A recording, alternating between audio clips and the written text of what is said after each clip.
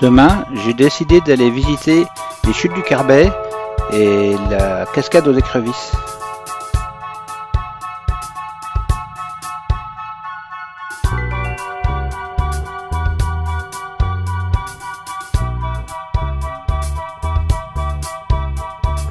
Petite balade ce matin dans les hauteurs de Déhay et j'observe les bateaux au mouillage.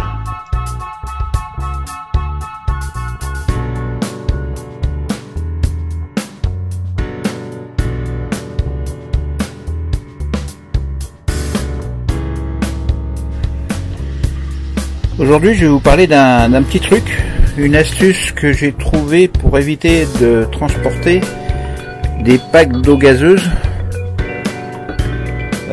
Voilà, donc c'est un système SodaStream. On en trouve des pas trop chers dans les supermarchés. Et en Guadeloupe, là, j'ai réussi à avoir 3 cartouches, dont une en échange de celle qui était vendue avec l'appareil, et 2 cartouches neuves vendues directement. En Martinique, ils veulent pas vendre les cartouches neuves, ils veulent juste les échanger. Donc voilà, c'est autonome, ce n'est pas électrique. On met la cartouche dans le système et on arrive à avoir des bouteilles d'eau gazeuse à partir de l'eau du désalinisateur. Ça va très bien, enfin moi ça me convient. Ça m'évite de porter des packs d'eau à chaque fois et ça consomme beaucoup moins de bouteilles plastiques, donc c'est écologique. La deuxième chose, c'est surtout le prix aussi. Quand on regarde le prix d'un pack d'eau à peu près à 5 €, les à peu près 7 litres, 6, 7, 8 litres, on va dire 8 litres d'eau, même pas 8 litres, 7 litres et demi, ça fait quand même réfléchir. Avec une cartouche, on peut faire à peu près 60 litres, hein, c'est marqué jusqu'à 60 litres, donc ça dépend de la quantité de gaz que l'on met dans la bouteille. C'est vendu avec des bouteilles de 1 litre, je ne les ai pas sorties là. Voilà, donc bon, à voir. Ouais, pour faire de l'eau gazeuse, on est obligé de passer par les bouteilles SodaStream, donc c'est les bouteilles qui sont vendues avec. Hein. Moi j'ai pris un pack en été avec 2 bouteilles. On va savoir que sur le Bon Coin, il y a pas mal de monde qui les vend parce qu'ils n'en trouvent pas l'utilité, mais à bord d'un bateau c'est pratique. Donc pas de consommation d'énergie et ça évite le transport de bouteilles à bord. Les recharges sont vendues 20 €. Voilà, j'ai aucune action chez SodaStream, mais je trouve que c'est quand même sympa d'avoir de l'eau gazeuse à bord, surtout que je m'étouffe avec de l'eau plate. Et puis ça évite les transports inutiles et les bouteilles à jeter à chaque fois. Alors ce que je fais comme astuce, c'est les petites bouteilles de 1 litre. Je les remplis avec de l'eau désalinisée, puis ensuite je les gazifie et je transfère le contenu dans une bouteille d'eau classique d'1,25 litre à peu près. Donc du coup je peux les mettre au frigo et ça me permet d'avoir toujours de l'eau fraîche gazeuse. Il ne reste plus qu'à acheter la machine à glaçons.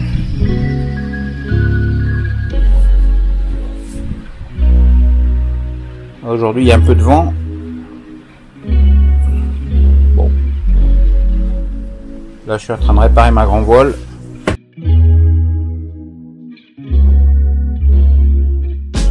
Je pense que ma grand voile est en fin de vie et qu'il va falloir que je pense à la changer. Mon seul problème, c'est de me la faire livrer à quel endroit. Alors sachant que je reste un mois en général maximum sur une île. Donc messieurs, dames, cher You, je pense que je vais créer une chaîne Patreon pour pouvoir subventionner un peu mon matériel vidéo qui est un peu limite et ma grand voile.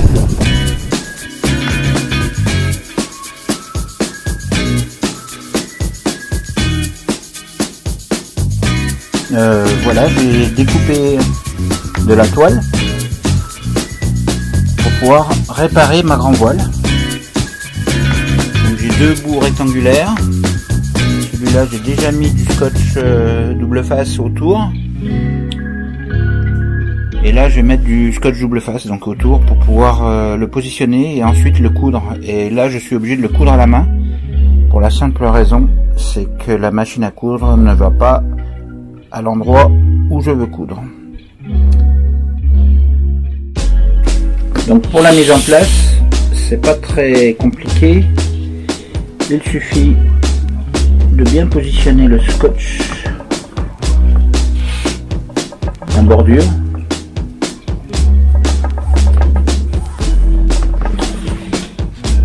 Et le dérouler au fur et à mesure. Alors on peut éventuellement le redécoller un petit peu. Alors je sais pas quelle marque c'est, mais on m'a conseillé de prendre du scotch 3M. C'est vrai que la marque 3M, bon, j'ai pas d'action, je suis 3M, mais c'est en général une bonne marque et un bon collage. On me l'a conseillé pour la couverture de l'annexe que je vais bientôt réaliser.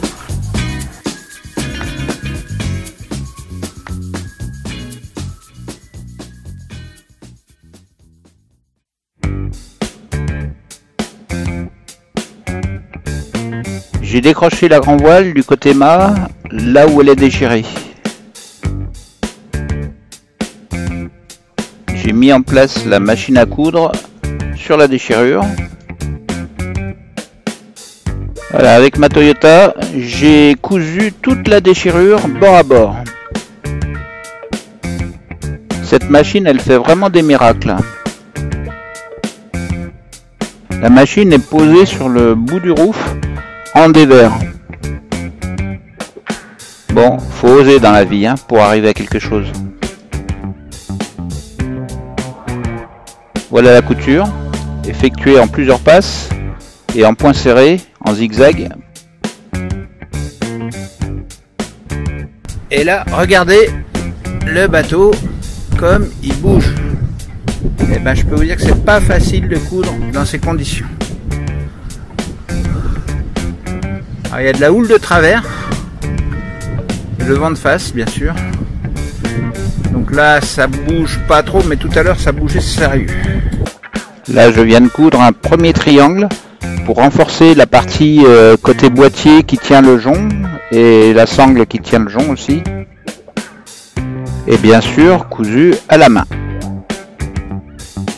Donc là j'ai besoin de mes deux mains pour pouvoir mettre en place, enlever le papier sur le double face, etc. Donc je vais pas vous filmer la mise en place, mais je vous montrerai après. J'ai commencé à coudre une partie là. Bon bah ça a l'air d'aller, c'est pas mal.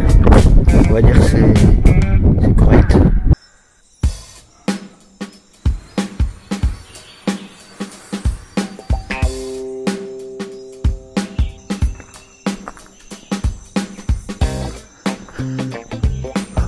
On va faire le tour de Grand Étang. Après j'irai voir les chutes du Carbet.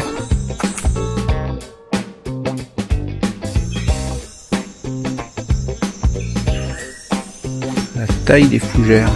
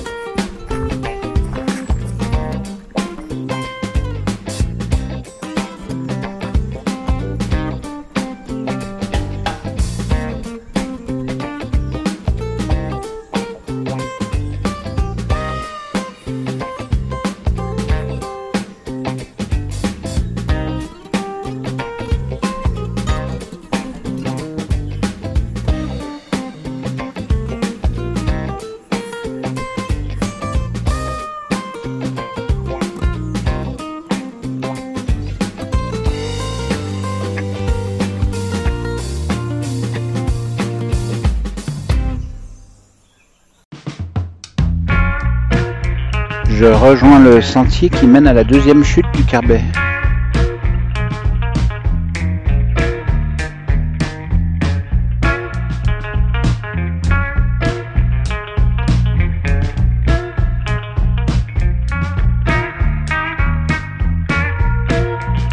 Le chemin pour la deuxième chute était vraiment très accessible. Puis après, on longe un autre sentier qui est moins accessible pour la première chute.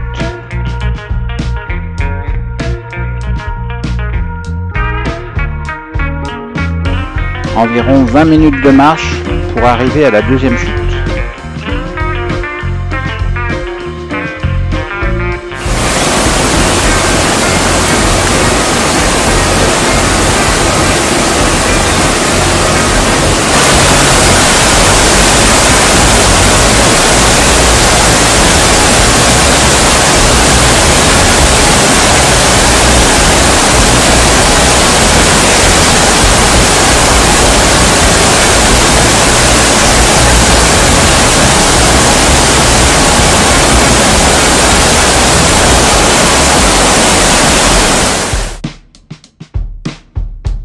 Je ne prendrai pas le risque d'aller à la première chute. Avec une température de 35 degrés et presque 90% d'humidité, ça devenait irrespirable.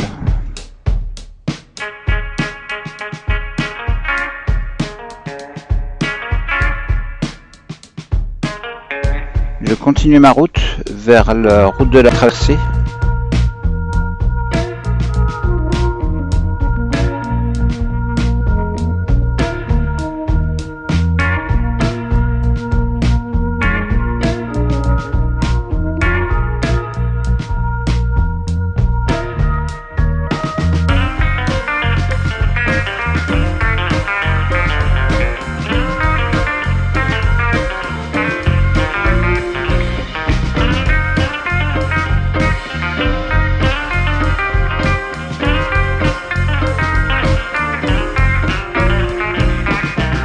Voilà, un iguane qui se promène là au bord.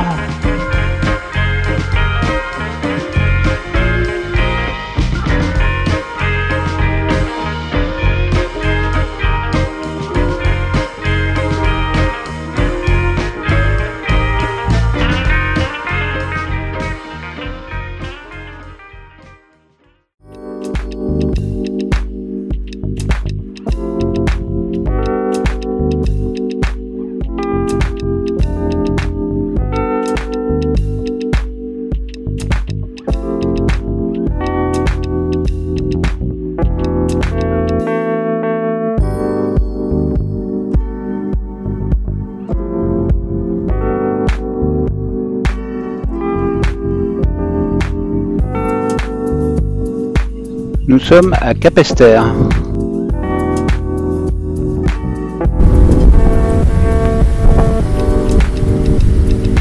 Bon, j'ai trouvé un petit endroit pour manger. Sympa.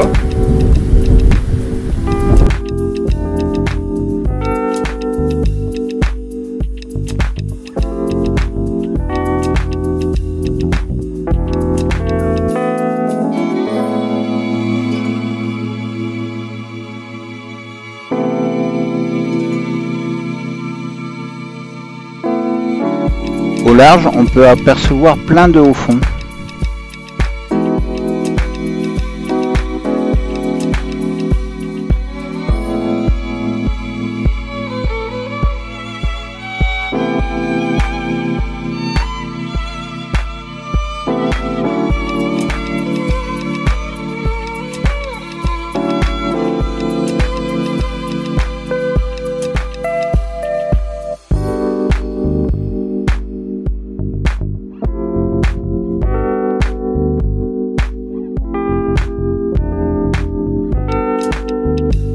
Là, on se trouve à Christophe.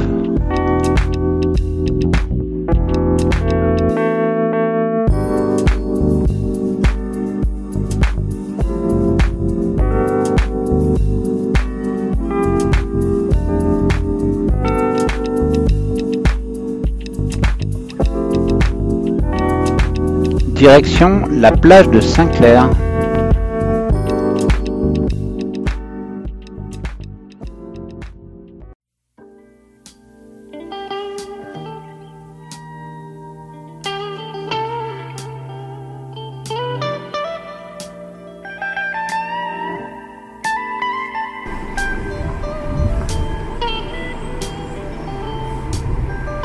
Un peu comme en Corse. Sur la plage, il y a des vaches.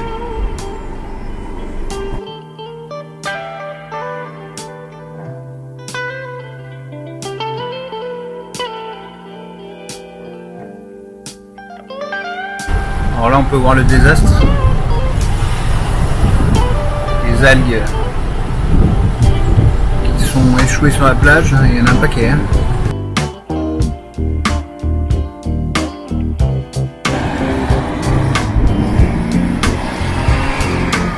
La machine infernale.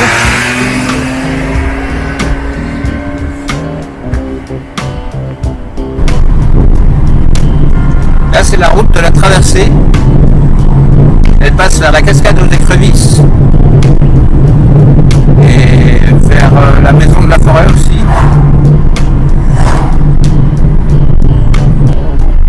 On s'aperçoit que la végétation a beaucoup changé.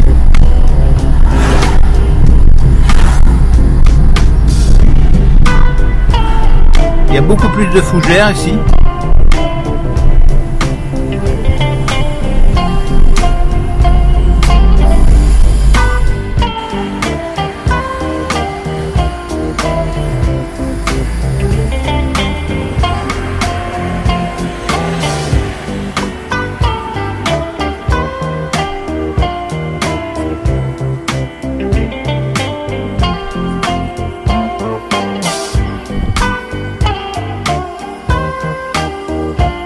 C'est gravé dans l'acier et c'est même écrit en braille. Ça, c'est du braille.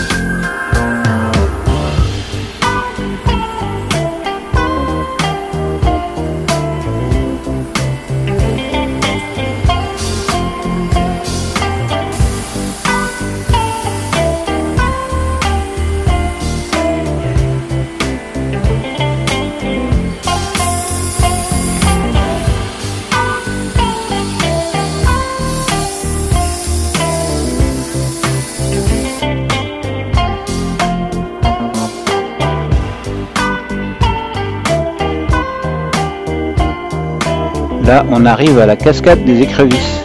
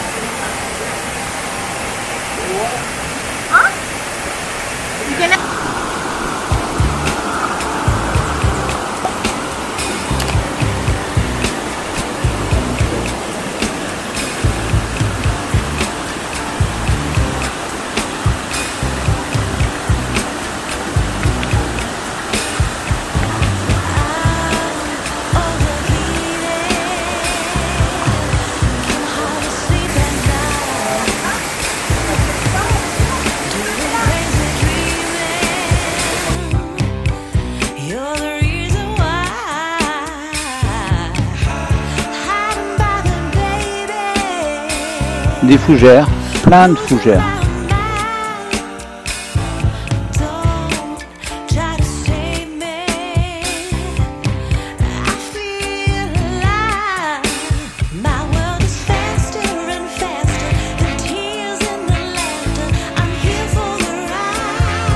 Nous sommes au col des Deux Lamelles.